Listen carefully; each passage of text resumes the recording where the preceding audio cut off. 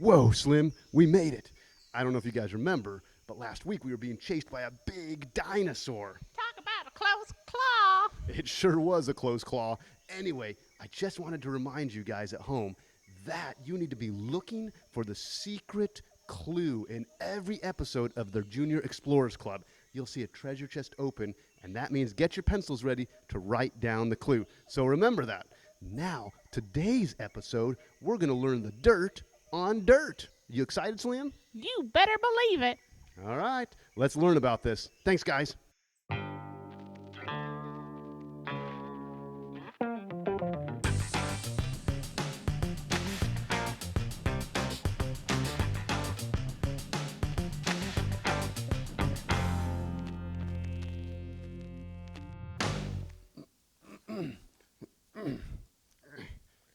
Hey, Eugene.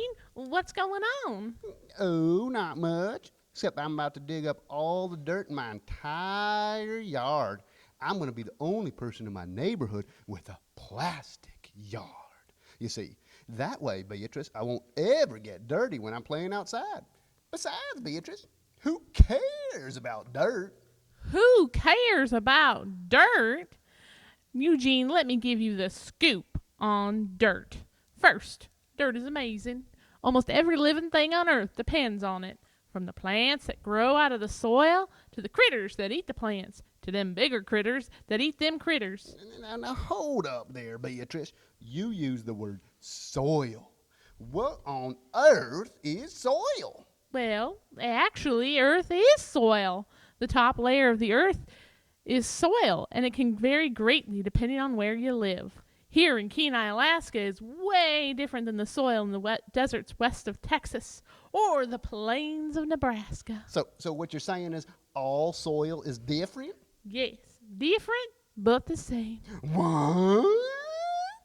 Well, you see, they may look and feel different, but most soil has four main ingredients. Ingredients? Wait, let me guess. Flour, water, sugar, and jelly filling. Oh, no. That's the ingredients for a donut, Eugene.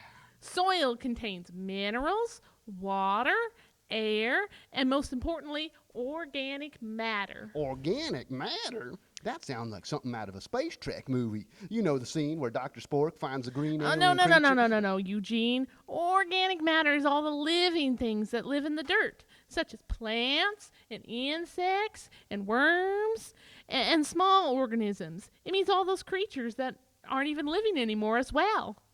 Their bodies are broken down, which puts nutrients back into the soil. Plants then use those nutrients to grow, because believe it or not, soil is food for plants. All right, Beatrice. You give me a lot of dirt to think about. I decided I'm not going to dig up my lawn to replace it with plastic one. No, sirree, no way. Well, that's great to hear, Eugene. Well, maybe I'll just paint some clouds on a blue tarp and hang it above my house. That way the weather's always pleasant, you see. Oh, Eugene. Thanks, Eugene and Beatrice. This is Farmer Liz here talking to you about soil.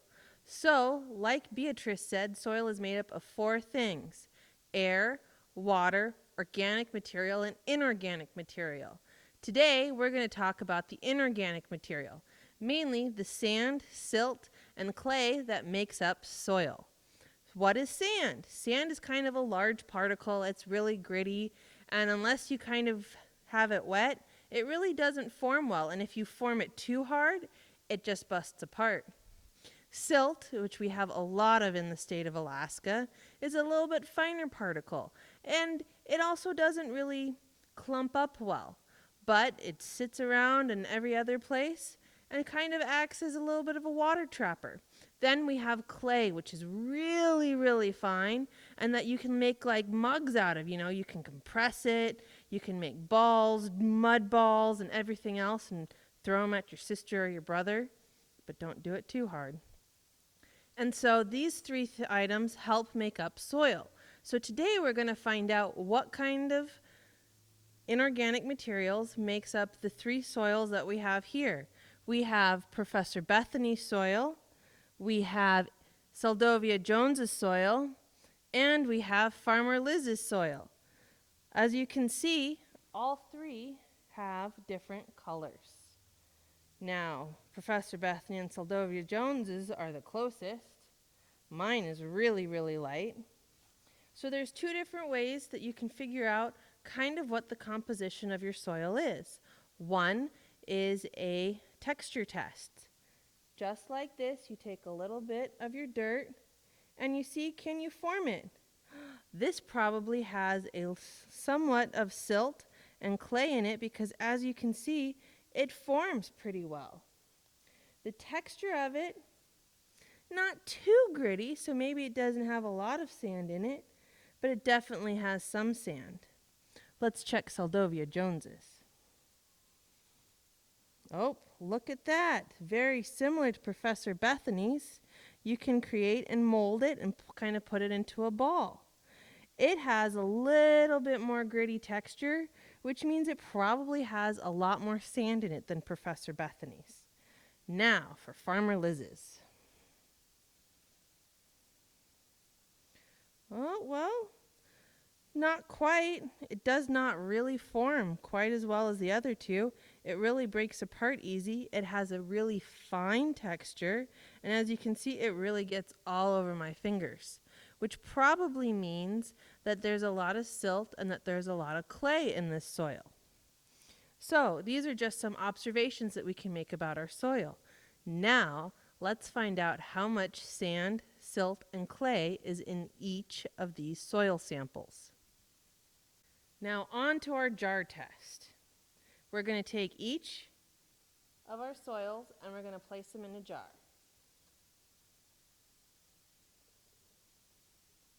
Any size jar will do. Make sure it has a lid and make sure that it's okay with your parents.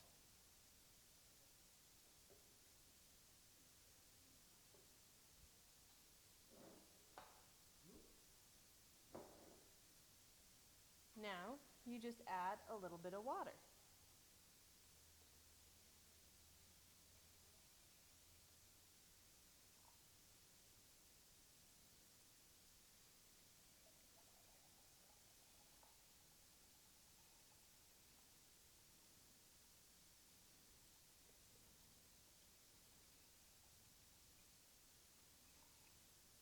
And that's kind of a cool thing, the fact that we got all these bubbles coming out and how the water's percolating through the soil.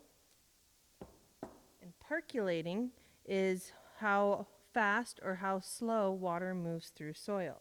So once we have our water in, then the fun starts. We're going to put on a lid and we're going to shake each of the jars.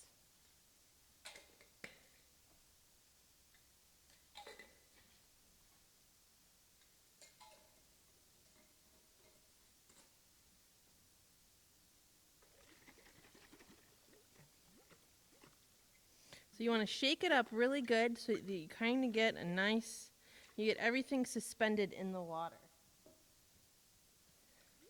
And then you just sit and watch it settle.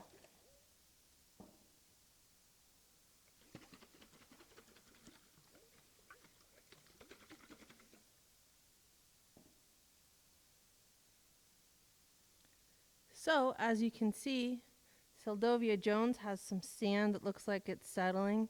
So does Professor Bethany's over here on the two sides. And let's see about Farmer Liz's. Those look like some really fine particles in the bottom. Now, you'll notice that your sand will settle out first. And then, if you wait another 12 to 24 hours, you'll get all your silt and all of your clay will start to settle as well. And you'll get to see how many organic materials are actually in your soil. Okay, everybody, it's been about 24 hours since our jars have been shooken. Now, let's take a look and see what we find. So, let's start with Professor Bethany. As you can tell, Professor Bethany's water is the clearest, which probably means she has the least amount of sand between the three samples. I don't know if you can tell, but she doesn't have too much sand in that bottom. You don't see a lot of large gritty particles.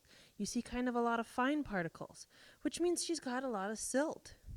And all that stuff that's floating on the top, that you can kind of see floating on top of that, That's that organic material that Beatrice was talking about. Dead roots, dead worms, ants, all that other fun, wonderful stuff. So let's take a look at Seldovia Jones's. Can you tell the difference and see all the sand in Seldovia Jones's? And then you can see that nice layer of silt on top. And how he's got just a little bit of clay still floating and settling. Not a whole lot of organic material depending on where you look, but he's definitely got some there. And then finally, we have Farmer Liz's. Again, just like Professor Bethany's, where there's not a lot of sand in there. That looks mostly silt and pretty clayey, very little organic material.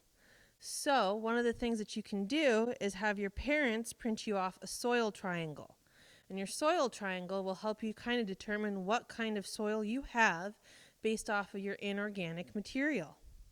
So we kind of looked at this, and we kind of have agreed that Seldovia Jones has a sandy loam. He's got a lot of sand, not a whole lot of silt or clay, and therefore he kind of has a sandy loam. Now, if we're looking at Professor Bethany's, she has a lot more silt and a little bit more clay, so she probably has a clay loam. Now, Farmer Liz, I have pretty much clay, which isn't really good for growing things. So I'm going to need to add a whole lot of organic material to help water flow, to help aerate my dirt in order to make plants grow. So this is kind of the cool thing about soil. Soil makes everything grow, and you want to make sure that you have a nice soil to grow the crops and the things that you want.